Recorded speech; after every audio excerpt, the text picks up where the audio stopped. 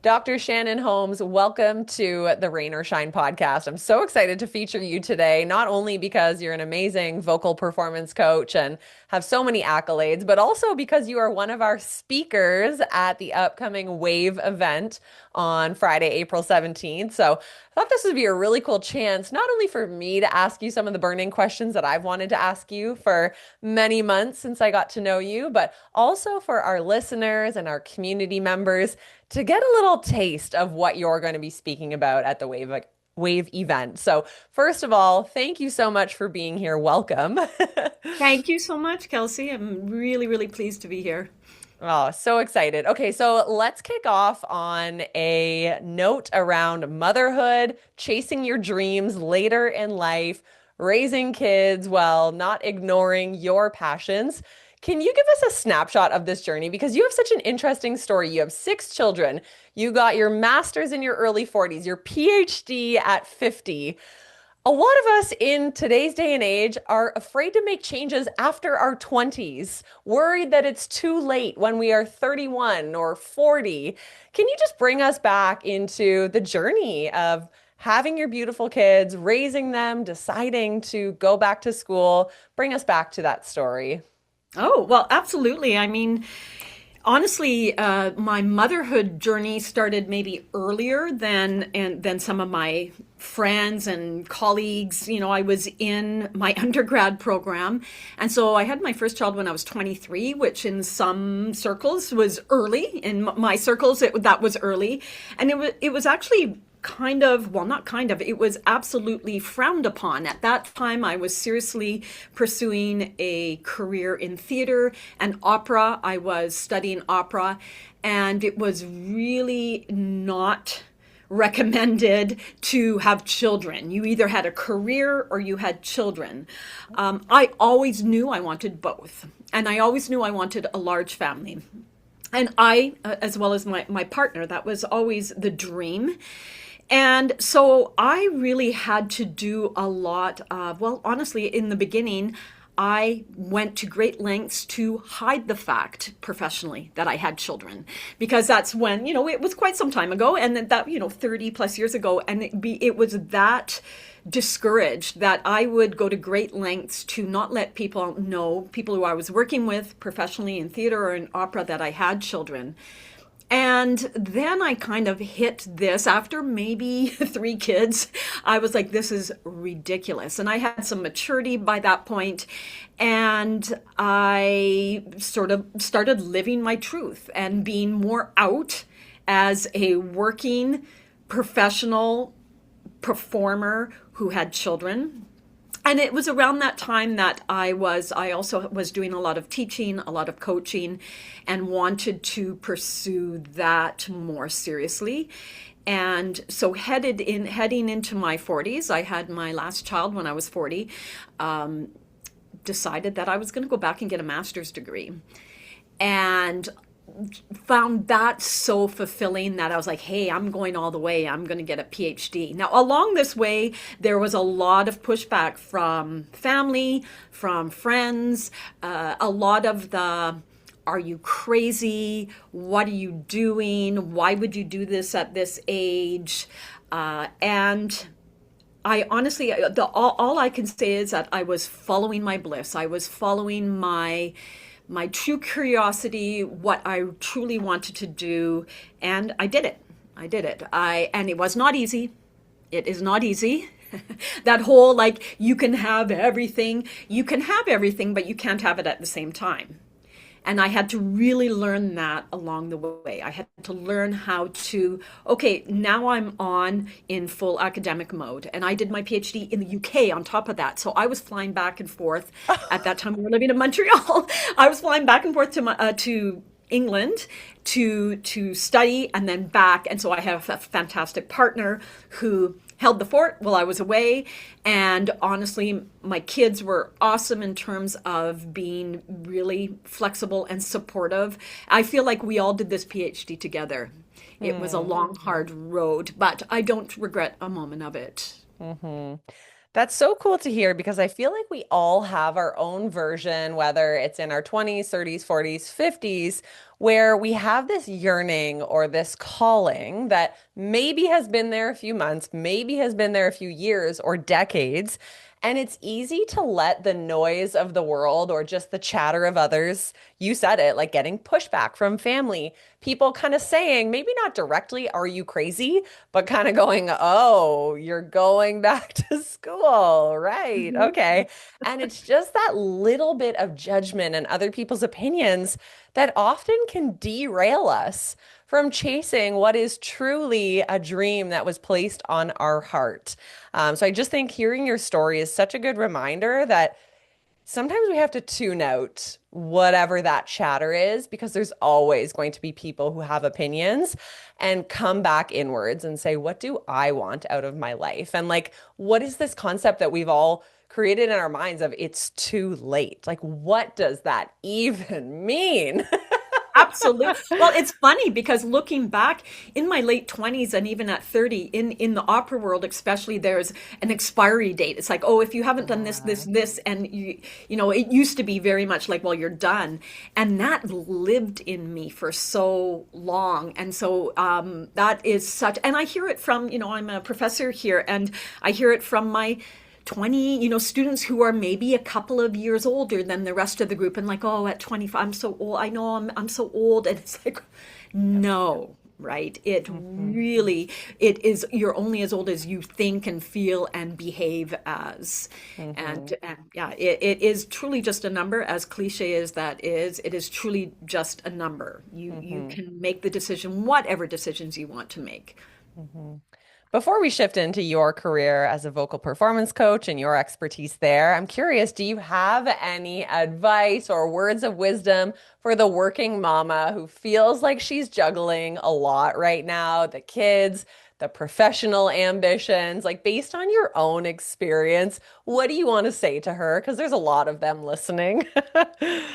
Yeah, well, it is really take the time when you're with your kids to be really with them. Mm, And all of us struggle with that. And here's a point of this is how old I am.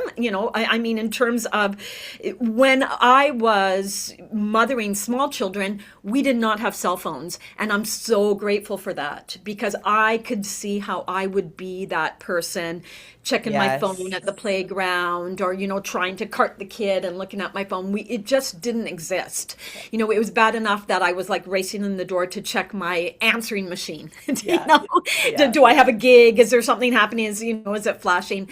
So I am so grateful that I was able to just turn off like that. I could Yeah. just be with the kids. And yeah, again, another cliche is it goes by so quickly, but it really, really does. Mhm. And so I don't regret taking the time to go away and do my PhD, to go. I don't. I know that was a decision and I stand by it. I had a, very good support that way. Here's another thing, ask for help. Do not, that was really difficult in my early years of parenting. Yep. I wanted to do everything on my own. And as I took on more children, had more children, but also just made these decisions to go back to school. Yep. I realized like this is crazy. Take the Mhm. help. Say Yep. yes to the help. Be okay. Be okay with things not being exactly in the house as you want them to. And I'm not talking about, the values you're instilling in your children and that, but it's, like how the laundry's folded. Let it go. Mm. Yep. And it Yep. again sounds glib, but for me that was a big deal. It was like, okay, I'm okay with the house is going to be a mess, Yep. that I'm just going to sit down and go read stories with the kids or whatever it is. Such a good reminder. I remember in my first year of having my son, like I was the type that was like, the kitchen has to be clean before we go to bed. Like that's just the thing. Like Yeah. get all the dishes in the dishwasher, run it, whatever. With him though, I'm realizing like that is the one thing. It's like after he goes to bed, we're not clanking the dishes, we're not cleaning anymore. That is time for my husband and I to just be like, leave the house, doesn't matter. We can wake up tomorrow and clean or not. Let's just enjoy some downtimes, not feeling like we need to do even more cleaning and running errands after he goes to sleep. So, yeah, I think Yeah. just being okay with letting go of things that are not detrimental to your life. Yeah. And honestly, I held on to one thing. That was make the bed. Because Same, same. it's a comforter, it's a duvet. I can pull it up and I Yeah. am like, I can look at it and Yeah. feel like, check Hmm. that off my list. Like that was the one thing I've hung on to all these years and I still do it.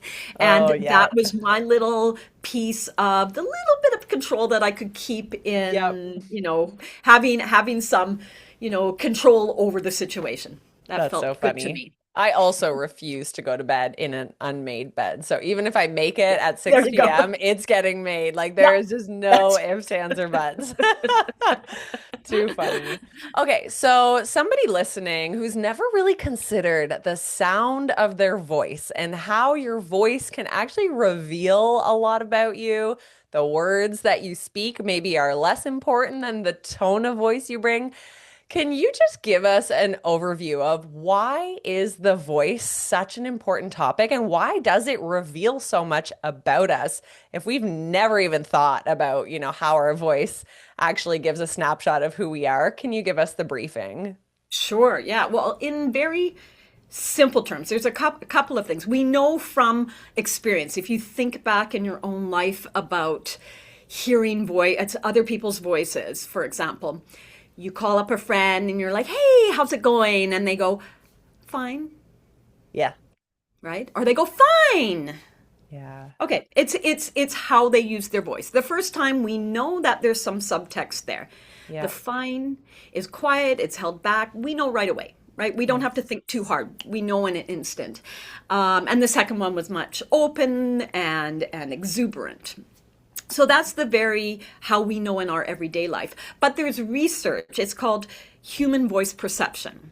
And basically, we know that I think it's somewhere in like a quarter of a second, we make judgments of people from the sound of their voice. We are making judgments on their credibility, on their authority, on whether they're a threat or not. So everyone gets the appearance thing, right? How we make judgments right away based on some. So if I came up on the screen and I was right, it would be very different than being very smiley, right? If I'm frowning, you know right away what's happening. So there's the visual, but the second piece is the sound of our voice.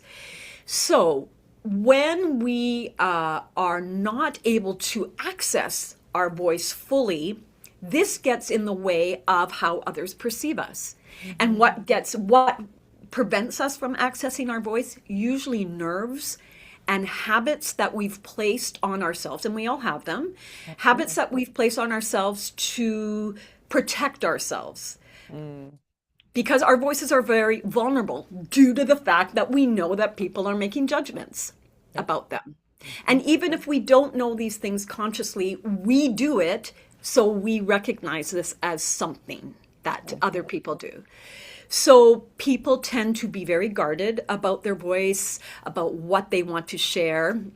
We very much fall into patterns that we hear, that we think that, oh, to fit in, I'm going to slot my voice into those patterns.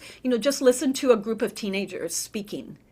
They'll fall into a same pattern of talking, and that becomes just the way that they talk. Yep. And I'm exaggerating a little bit, but we've probably all been there. Mhm. Right.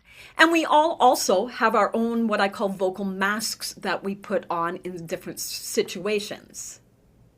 Right. So a vocal mask would be, I have a certain way of talking to my dog, right? Who's a nice doggy? Like I do the whole, or if I'm picking up the phone to call the bank. Hi, it's Shannon Holmes calling. Right. I'm putting on my I'm very together. When I see my besties, oh my God, we go into this blah, blah, blah, blah, blah, blah, blah, blah, right? And these are all me, but I will, without very unconsciously, flip into these different masks. Now, when we're wanting to show up fully as ourselves to, talk about our work, to allow people to see us for who we really are, to introduce ourselves, we want to be careful that we're not letting these habits take us over, and that we can, you hear so many people talk about your authentic voice, but no one really talks about what is it. No, What is my authentic voice, no right? idea.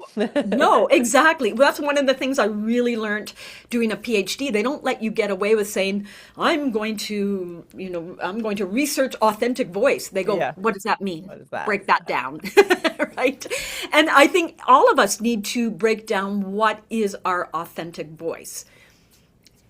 So that's a roundabout way. I started with this human voice perception. We Yep. all feel like we are being judged on the sound of our voice because Mhm. we are. We do it, and we know that's happening to us. We place habits on ourselves to protect ourselves, right? Because it's a very vulnerable thing to express yourself fully. Mhm. And then we need to be able to know when we're doing it and when we're not doing it, and Mhm. choose that freely. Now, let me interrupt you for a second and ask you this, and I think I know the answer. Is vocal improvement a learnable skill? Like, if I am somebody who has always been monotone and I just talk like this, is that my destiny if I feel like my voice just doesn't project or I just don't have a voice for radio? I could never start a podcast, or maybe somebody auditioned to be a soul cycle instructor, a spin instructor, and they got told they just don't have that, like, that emphatic voice. Is this something that we can learn, get better at, or are we just like born with, thinking about you as an opera singer? I'm like, well, I wasn't born with that voice. So, whether you relate this back to like performance and having a voice for being on Broadway versus like also just the people who are like, I don't know, I'm just not very charismatic. I don't think I could ever be on the radio. Is this something we can get better at? 100%. And it's something I hear over and over again working with people, that because there's a difference between our natural voice and our habitual voice. And what people confuse, so for instance, someone who says, well, I'm just very monotone, that's just how I speak, that is their habitual voice, right? I bet you that if they were telling a really awesome story to their besties about something incredible that happened, they wouldn't tell it like this. So I walk in there and they all jumped out and said, surprise, right? There Mhm. would be some inflection. So people confuse that natural voice, what they think is their natural voice, for habitual patterns that they've taken on. And we especially take on these habits when we're under pressure. So that's when we are on stage, when we are on a mic, when we are having to show up and the spotlight is on us. The habits come upon us to protect us, Mhm. right? And we go back to that, oh, well, this is just my natural voice. Similarly, people will come to me and say, I've been told that I need to project. And yes, there are some technical things that we can work on, but you also have to acknowledge that you are capable. If someone jumped out and surprised you, you're not going to stop and say, okay, what are the technical requirements do I need to, woo, like it will be there. Your body knows what to do. Mhm. And it is a lot of this. It's like peeling an onion, right? It's taking back these layers of habit that are inhibiting our ability to speak freely with our real natural voice, our real authentic voice that is under there. So Mhm. it is so learnable. Absolutely. And here's some of my research. In acting training, we do a lot of that, right? Because we're having to step into different characters. So we're really looking at the voice as this humongous instrument, capable of all these, I call it my party tricks. Like I can do some really cool things with my voice. But when I've done research into executive training and the voice training that they do there, it's very much a prescriptive kind of, you're not loud enough. You need to be louder and you need to enunciate better. You hear that one all the Mhm. time. Well, Yes. how? How? There's ways, and it's not rocket science, but there's actionable, trainable things that you can do. And Mhm. that's the piece that's missing for some people. They just think this is my lot, this is my voice, I'm stuck with it forever. And not at all. Yeah. It's just like our physique, right? Will I ever play in the NBA? No. But I ran my first marathon at 40, right? And I was never an athletic person. But you know, you can train yourself. You can train your body, you can train your voice. That is so cool to hear. And first of all, I love that you also ran your first marathon at 40. Of course you did. Life transformation in your 40s and 50s getting me excited for that next decade of mine. You're a superwoman. But yeah, I wanted to validate that because this is about episode 400 of the Rain or Shine podcast. If you scroll back and listen to my voice in episode 1, episode 10, I personally don't even recognize that girl. But, thinking about where I am today, still have a lot of way to go in figuring out my voice and how I want to project. But it just goes to show that you can incrementally improve and work on these skills. And you can really hear that difference in action as you scroll back through this episode archive. And that's come through a lot of feedback. I have found myself in weird professions where I've gotten a lot of feedback on my voice. As a fitness instructor, I had the gym owner say, Kelsey, you are so monotone, like we can't give you more classes. And this was about 15 years ago. I also had a job as a trainer for a health food company, and I would travel around Ontario. And in that role, I got feedback that I sounded like a valley girl. They said I was constantly going up and then la la la la la. So I've kind of like gotten the spectrum of feedback and yeah, have really just had to like take some of these unsolicited pieces of advice, but also realize this is a skill that I can continue to work on. And I think what you said was vocal masks. I started to realize I had vocal masks that I was unconsciously applying in all these different situations, whether I was fitness instructor Kels, or if I was, educator Kels, or podcasting Kels, or with my friends, and just like the little I don't know what they are, like these little twitches that I had with the tone of voice and that. But it's a constant if you're willing to work on it and take some feedback and self-assess every once in a while. I've seen the progression that can happen over time, which is really, really cool. Yeah. Oh, well, and I've heard that one from other people. It's like, oh, I listened back to me from 10 years ago and, oh, I can't believe how far. And I was like, well, that was you 10 years ago. Yeah. Why would you want to sound the same? Thank goodness, like, and there's nothing wrong with that sound from 10 years ago. That was you then. This Yes. is you now, right? Mhm. And we're not alone in that. I actually even had a post on Instagram because it was a bit of Jamie Lee Curtis, the actress, looking at a interview that she had done, and the whole thing is she's listening to it. She goes, "Who is that?" Yeah. And I loved that so much because that's what we're Yep. talking about, right? Yes. We evolve, and our voices evolve with us. So now that you've validated that it's not just that some people just have it, like you're just charismatic or not, or you're just born with, a great voice for podcasting or not, you say it can be trained. So just curious, what would be like some of the first things that we can do if we want to become a better vocal performer and use our voice to our advantage? And let's just say we're an entrepreneur, we have an online brand where we talk in front of people, we podcast or YouTube, we're on social media like you and I do, like recording Instagram reels and talking to the camera. So, what are some of these things that if we're like, I want to get better, how can I train myself to become, good at this technique? The first place I start anytime with anyone is this realization or understanding that the body and voice are one. Hmm. They do not operate separately. So whatever's happening in the body is going to manifest in the voice. And nervousness, tension, anxiety, all of those live in our body. So it is recognizing these things and learning some techniques that allow us to move through that. So many people think that they just need to erase. If I just got rid of my nerves, it's the nerves, right?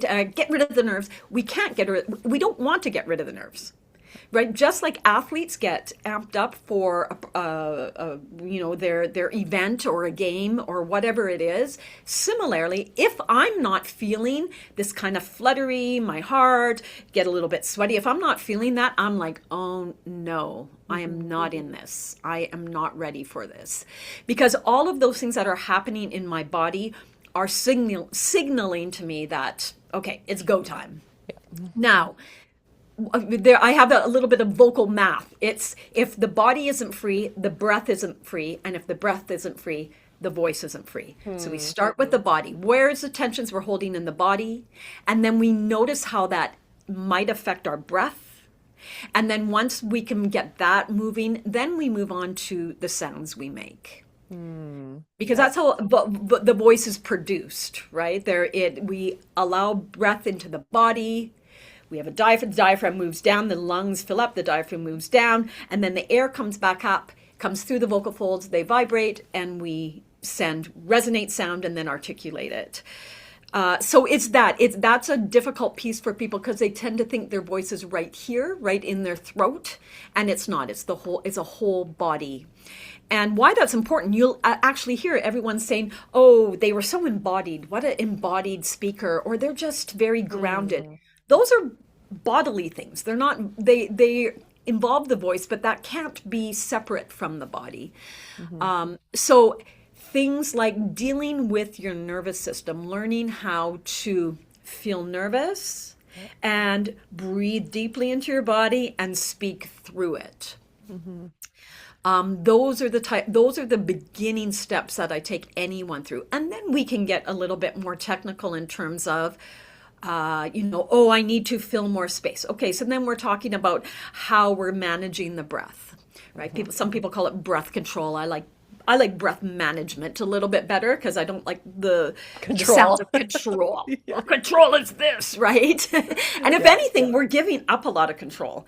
Yeah. But by being seen, right? So we're having to be okay with all this stuff that's going in and speaking through it and maybe hearing your breath, your voice shake a little bit. Those are powerful moments, I think. When you hear a really powerful speaker, they'll have that little bit of tremble in their voice, right? And it's the kind of thing that makes the hair stand up on your arms. Like, oh, that person has got that power. That power comes from them speaking through the nervousness. And it's getting used to hearing your voice. This is another thing and it's hearing it in your body. So it's feeling it and hearing it that way. And then also recording yourself and listening back. That's the second part. First, get used to feeling the vibrations in your body. I can't tell you how many times I've been working with someone and then they've gone away to work on their speech or whatever text they're working on and said, oh, yeah, like they had been working on it like very quietly. Right? These are muscles. They're all muscles that we're, so you wouldn't go and come back to the gym the next week and go, it's like, I don't know, I was like, doing, and it didn't work. It's going full out with our voice and feeling what that feels like and then moving on to the next step. You have to use it. You have to get used to the sound. I advocate for talking to yourself. Right? Right. I talk to my dog too, so or just speaking out loud. It's amazing how many people don't speak out loud until it's go time and they're having to step out to give a presentation or they're standing up in a meeting. Yeah. I was just working with a client this morning and she has to make a connection call, right? She's going to have a connection call. And I said, just speak through some ideas out loud. Right? Just, introduce yourself. You're not going to stick to that script necessarily, but you've gotten over the shock of hearing those words come out of your body. Yes. Right? Yes. I love So it. there's no there you that's part of the problem is we get really surprised or shocked like, "Oh gosh, was that me? Did that sound come out of me?" And Mhm. it's just speak it out loud. Speak your scripts, speak your sales call. I had another client, right, which was really interesting. He had recordings of messages he had left for people. Okay. And I said, listen back. I was like, that's gold. Go back and listen to them. And he came back. He was like, oh, wow. Right? He had never thought to go back and listen to them. And he heard the patterns. He had this pattern where he went up. And then he's like, hi, I'm calling about XYZ and this. Mhm. And which was undermining his authority. He's in finance. And I was like, yeah, I don't know if I would call you back. You don't seem very sure of yourself. And he Hmm. agreed, right? So it's listen to yourself, listen without placing that's good, that's bad. It's just getting curious about, oh, that's what I'm doing. I'm going up at the end of my lines. Interesting. Oh, this is what it feels like when I am thinking about filling this room in contrast to speaking into a screen or into a Hmm. microphone. Hmm.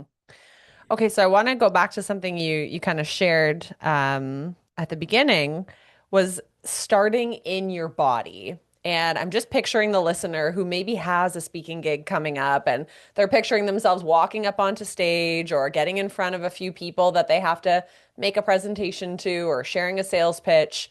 And I think oftentimes we would say, like, just take a couple deep breaths first. Mhm. But is there something we should be doing before that? So say I'm about to step on stage. I'm feeling nervous because duh, like anytime I'm about to speak to a big audience, like there is that little bit of like, I don't do this every day. Do I have to stand a certain way? Do I need to body scan myself? Should I close my eyes, take deep breaths? Like what are some of like the really tangible things that you're like, you're feeling that bit of nerve, you're about to speak, but you have 1 minute to kind of get into your body, into your breath, and then into your voice. Where do we start tactically? I call it taking up space, Okay.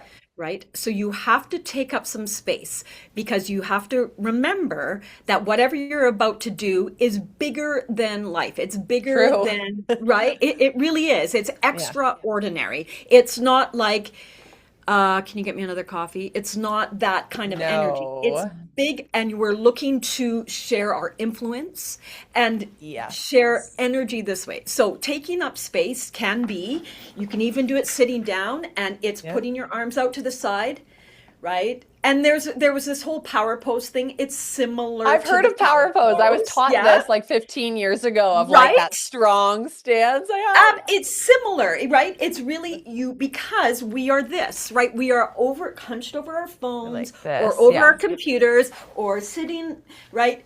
Take up some space. And here's the other thing. Again, I was sharing this with a client this morning. It's when you take in that breath, we're not doing this and collapsing. Yeah. Right?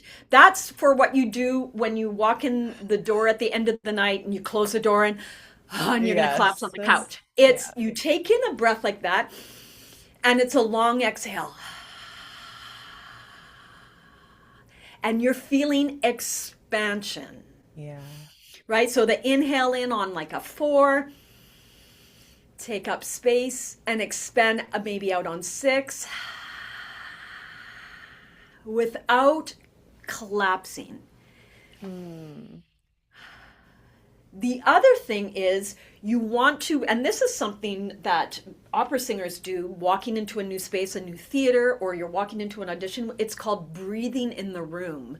Oh. So you walk in and you orient to the space. So it's not like, oh my God, this place is so big. And it's just kind of like, okay, see those walls? I'm breathing, I'm feeling my energy in this space. Yes. Right? And so for sometimes you're walking out on a stage you've never been on before. Yep. Right? You don't have, especially in business, I find, you've been invited to speak somewhere and it's like you're stepping off the train at 10 and you speak at 10:30 and you walk out. You need to take that moment and it feels like a huge amount of time, but it literally is maybe 10 seconds. Yep. Breathe in that space, right? Yep. And it's It's walking out once we've stepped into the space. So that's whether the screen pops up and you're on Zoom, or you're walking Yep. onto the space, you're on. People are already making their judgments, right? So here's Hmm. another, thing people will be kind of walk on and then kind of think that they can unfurl when they get on the stage. No, no, no. You're walking on with authority, breathing in the space, breathing that energy as you walk on. You've done this off stage already. You've done this before the Zoom room has opened. Um, Doing it in the moment, again, it's too late. We've already made our judgment, and now you're having to win us back, right? We've Yes. judged you on your authority or lack of confidence. We can see you all sort of crunched in each other, on yourself rather, and then, Yep. right, be there already. It's very Hmm. empowering. Like, it feels good. And sometimes, like, I will do it in situations, even if, for instance, in a meeting, if I'm having difficulty paying attention, right? To be more present, I feel my feet on the floor and I'm Hmm. breathing in the space, right? Yep. Think about, we stop breathing or we hold our breath when we don't want to feel things.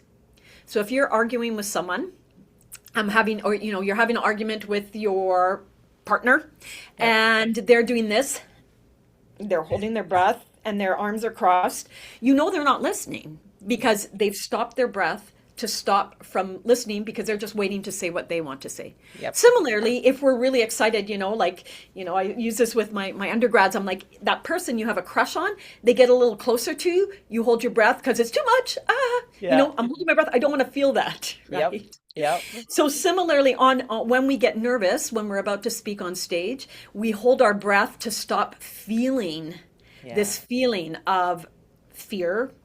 And that's our first mistake. We have to breathe through it, breathe into it, be present to that moment, be present to the fear.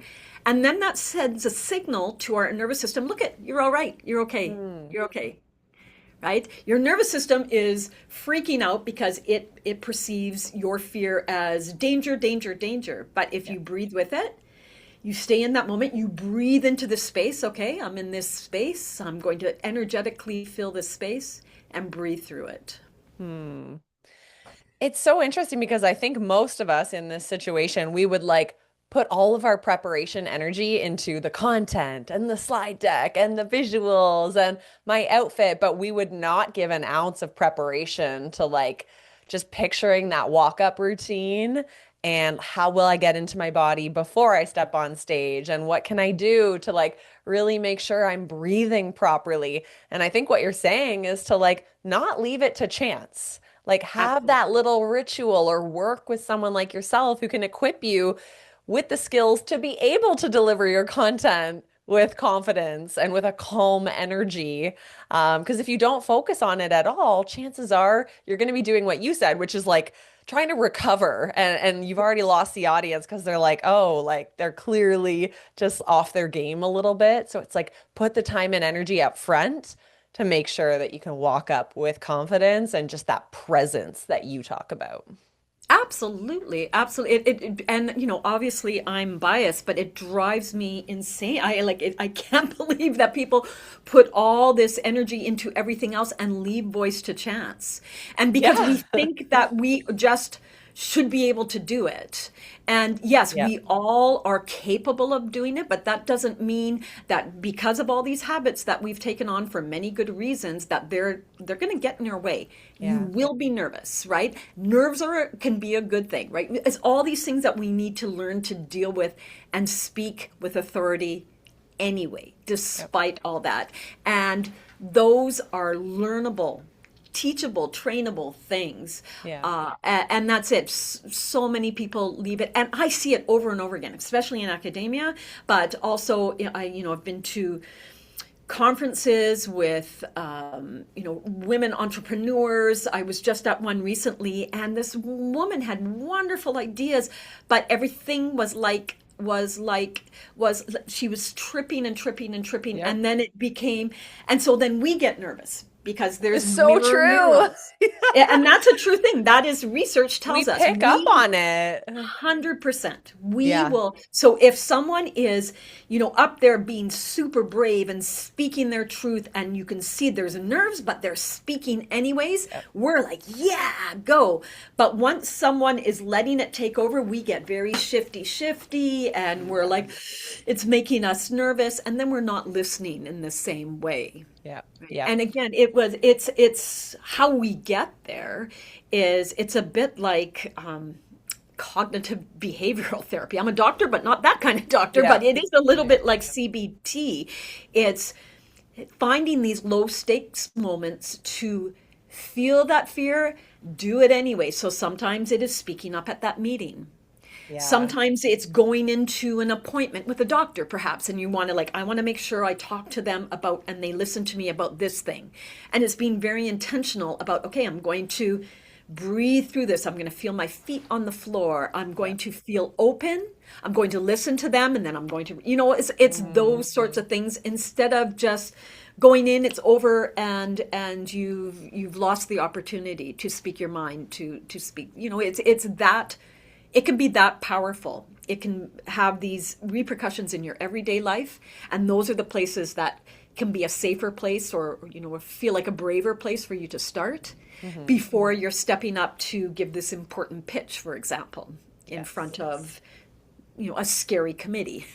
hmm hmm So many good tips here. I think we're all kind of like just itching to go find those micro moments in life where we can practice. It's scary, but I think you've really validated that this is a trainable skill. It is something we can work on, and it's not just something that you either have or you don't, which is very inspiring. And I just think it's something that I don't know, not a lot of people talk about this. And so we're always so quick to like go get a certification and try to like land the speaking gigs with a really strong pitch, but we don't actually think about our delivery as much and the way that our vocal tone can actually impact the way that our content is received. So I think this is such a enlightening conversation for all of the business owners and really anyone who talks in any Absolutely. area of their life, relationship, in their job, in their business.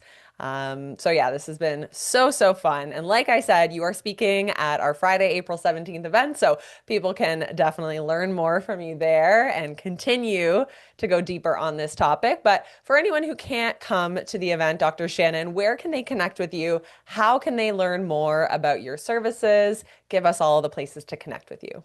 Absolutely. Well, definitely, you can check out my website. It's www.shannonholmes. It's Holmes like Sherlock, Holmes, all one word, shannonholmes.ca. And there, if you're interested in working with me, there's a place that you can apply.